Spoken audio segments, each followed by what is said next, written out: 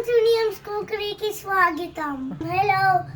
Aక్కడ subscribe button push cheyandi ipude and like button cheyandi and share button cheyandi and a nice straight comment pettandi.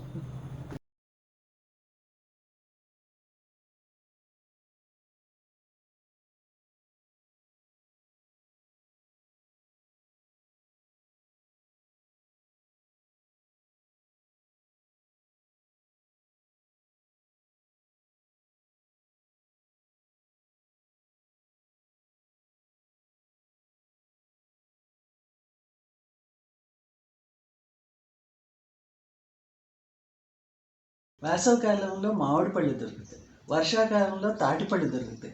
మామిడి పండు చీకటం అందరికీ చేతనవుతుంది, కానీ తాటిపండు చీకటం అందరికీ చేత కాదు.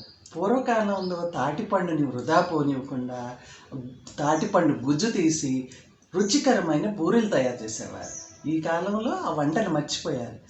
ఆ కాలానికి వెళ్ళి ఈ క్లాసిక్ పూరీలను మళ్ళీ వండుకుందాం రండి. ఈ తాటిపండు గుజ్జు తీసుకుని వెంటనే తయారు చేసుకోవచ్చు, లేకపోతే జిప్లాక్ బ్యాగ్లో పెట్టుకుని డీప్ ఫ్రీజర్లో పెట్టుకున్నా నిల్వ ఉంటుంది. అప్పుడు ఎప్పుడంటే అప్పుడు తయారు చేసుకోవచ్చు. నిలబుట్టి వదిన ఊరికి కూడా వస్తుంది.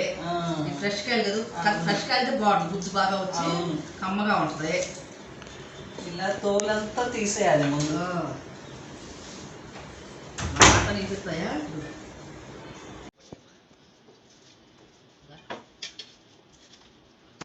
అసలు ఈ కాయలు వస్తా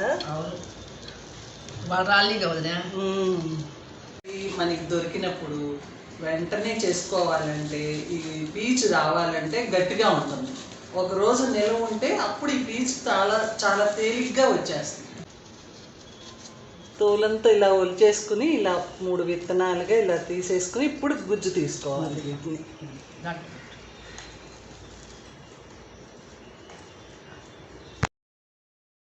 కొబ్బరి తురిమే దాని మీద ఇలా విత్తనం ఒక్కొక్కటి పెట్టి గుజ్జు తీయాలి.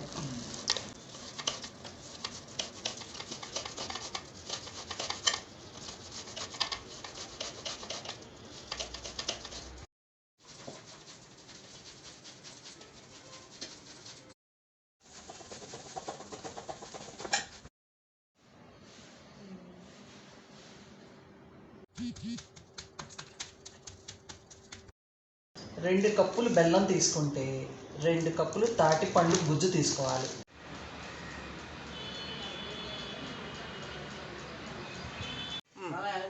ఇప్పుడు కొబ్బరి వేసేసుకుందాం.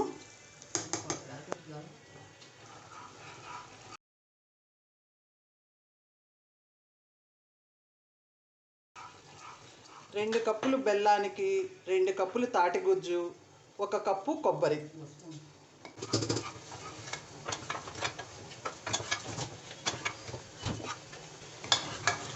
ఇప్పుడు తాటి గుజ్జు వేసుకుందాం.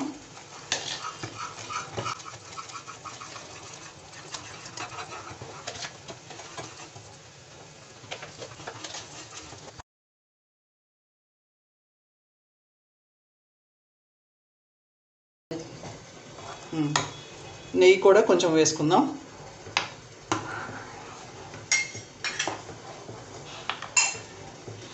కొబ్బరి తాటి గుజ్జు వేసిన తర్వాత 5 నిమిషాలు ఉడకబెట్టుకుంటే పచ్చివాసన లేకుండా ఉంటుంది.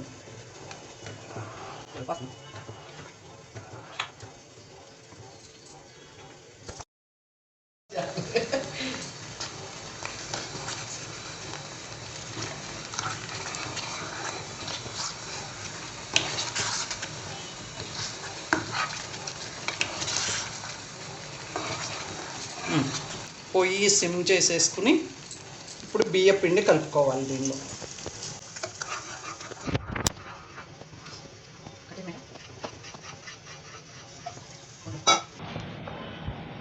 వేసిన బియ్య పిండి అంతా కలిసేటట్టుగా చక్కగా కలుపుకోవాలి.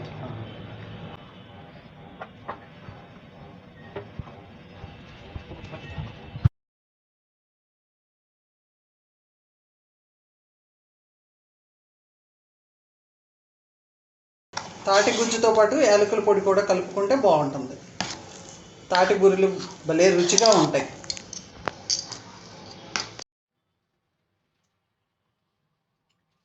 బెల్లంలో తాటిపండు గుజ్జు కలుపుకుని బూరెలు చేసుకుంటే చక్కటి రుచిగా ఉంటాయి. దానిలో బియ్యం పిండి కలిపితే గట్టిదనం వచ్చి చక్కటి చలివిడి తయారవుతుంది. ఆ చలివిడిని బూరెల్లాగా వండుకుందాం.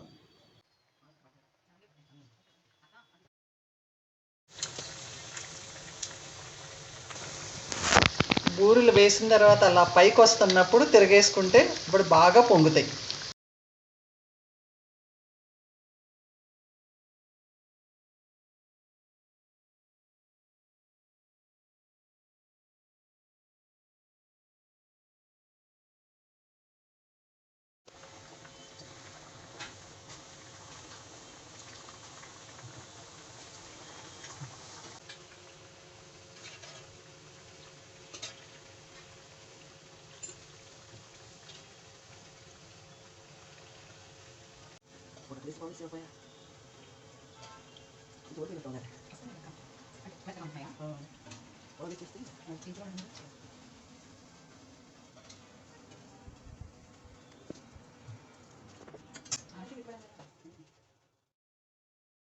తాటి బూరెల వీడియో కనుక మీకు నచ్చినట్లయితే మీరు నలుగురు ఫ్రెండ్స్కి సబ్స్క్రైబ్ చేయమని చెప్పండి.